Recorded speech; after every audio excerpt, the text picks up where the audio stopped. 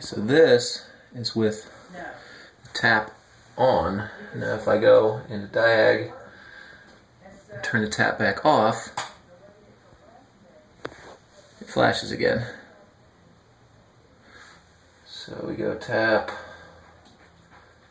on. Make sure I turn the water off. Okay, water's off. It's still gonna probably spray a little bit, but that's okay. It's for science. Okay, so I'm gonna go here and hit tap on. Shines bright and steady. And yet still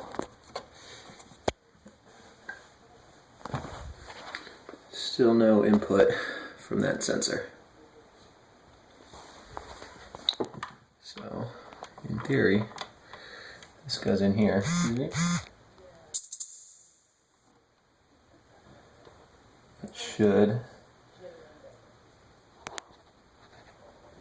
be able to see all the way around that into here, which is obviously not happening. She knows one of the people from Ball State who's done this 3 years in a row.